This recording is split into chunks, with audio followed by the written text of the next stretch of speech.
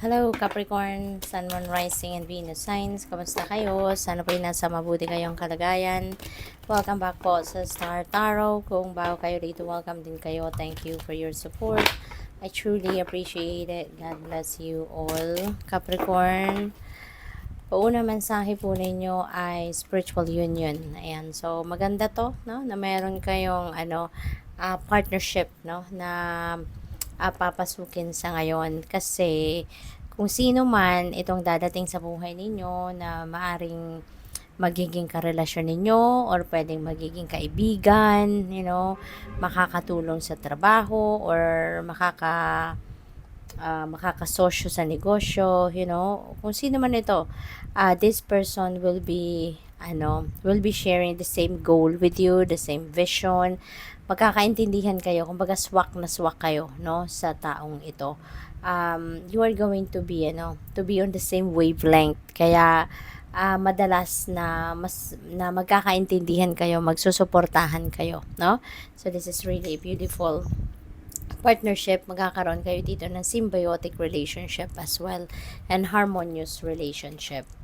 We have number 5, financial and material changes. Ang iba sa inyo dito baka mayroong financial constraints na nararanasan, no? Maaaring marami kayong pangangailangan sa pera sa ngayon, but baka limited lang, no, yung inyong kaperahan sa ngayon. Kaya parang you are not free, 'di ba, na gumastos or hindi kayo free na tugunan kung ano man ang mga pangangailangan ninyo pang kaperahan.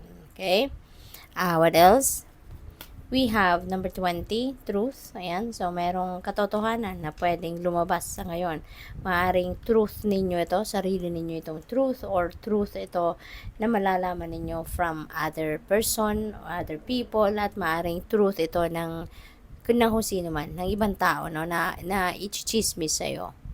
At maaaring magkakaroon dito ng magkakaroon kayo ng pagbabago, no, sa ibang parte ng buhay ninyo. Maaaring manggagaling yan doon sa kung ano man ang impormasyon na pwedeng ma-receive ninyo, no. Sa ngayon, maybe you're going to change something sa buhay ninyo na bilang reaction, no, doon sa kung anong mga impormasyon or anumang katotohanan na pwede ninyong marinig, no, or madiskubre, malaman ngayon sa sarili ninyo or sa ibang tao. Okay? So, there is, an important decision also that you need to make sa ngayon. Maybe related yan sa changes na mangyayari, pero huwag kayong magmadali, no? Huwag kayong magmadaling magdesisyon. Pag-isipan mabuti because kung ano man yung magiging desisyon ninyo dito will be affecting your life, no, for the long term. Kaya dapat pag-iisipan ninyong mabuti before you jump into a decision.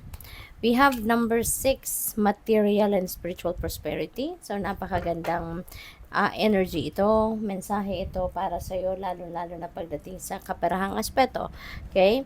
Magkakaroon kayo ng prosperity, magkakaroon na kayo ng kasagutan or solusyon dito sa financial constraint ninyo. So, meron ditong material and spiritual prosperity coming in, no? So, napakaganda kasi unang-una, makakaluwag-luwag na kayo pagdating sa pera. At saka pagdating sa spiritual life din ninyo, you will be siguro, you will have more understanding and deeper understanding and awareness siguro about your spiritual life, no?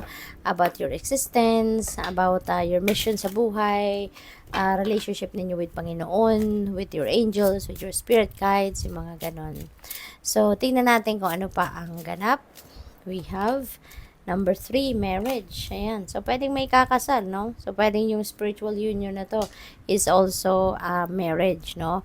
So, kung ba sa inyo, kayo ang magpapakasal, kayo ang mag-aasawa na, or baka kung hindi man, no, baka kamag-anak ninyo, no, baka pamangkin ninyo, kapatid ninyo, mga ganon ang ikakasal. Or, pwede rin na business partnership ito, no? Not necessarily na kayo yung magpapakasal, pwede rin na business partnership ito, no? Na-mention ko din kanina na pwede may business partnership. So, with this marriage, baka this is marriage and business, no? So, possible yan. Occupation, yan. So, baka baka mapapangasawa ng iba sa inyo rito kung kayo talaga'y mag-aasawa, magpapakasal. Baka katrabaho ninyo, no? Baka nabuo yung love story ninyo sa trabaho. Pwede rin ganon. Possible din na ang iba sa inyo rito, kung siguro nag-a-apply kayo ng trabaho at siguro na-interview na kayo at baka natanggap na kayo, no? At ang maganda rito, kasi kung ano man itong trabaho na ito, na in-applyan ninyo, maaring this is something that you love to do, no? Maaring ito yung kind of work na gusto ninyong gawin, na nag-i-enjoy kayo, no? So, pwedeng ganon. Gift, ayan. So, since may marriage, so baka talaga may magpapakasal and natural, di ba? Ano na yun, customary na pag may kasalan, mayroong regalo talaga. So, maaaring meron talaga kayong regalong matatanggap and this could be something precious, no? Napakakinang ng box, no? So, this could be something valuable, malaki ang halaga, or this could be, baka meron sentimental value para sa'yo, maaaring ganon, no? So, this is very important gift, no? Napakahalaga to para sa'yo. Mamahalin, no? Kung tangible gift ito, mamahalin siguro ang regalong ito, pwedeng ganon. Pwede rin naman na kung hindi ito tangible gift, baka golden opportunity, no? Baka golden opportunity ito para sa'yo na dadating, kaya napakaganda. What else? We have number 22, official person. Ayan, so some of you, baka kayo ay magpapakasal, no? Talaga, civil wedding siguro. At yung official person na to ang maaaring magkakasal sa inyo. Or sa daduluhan ninyong ikakasal, baka yung official person ang mag-i-officiate, no, ng kasal. Possible din na baka meron kayong mga pakikipag-usap, no, na gagawin dito with the official person, mga official ng gobyerno, or baka abogado, pwedeng ganon, or baka mga mataas na nasa mataas na posisyon sa kanilang trabaho, or baka politician, pwede rin na military, police, mga ganon, no, ang kakausapin ninyo. Kaya good luck. Thank you for watching. Love and light. Namaste.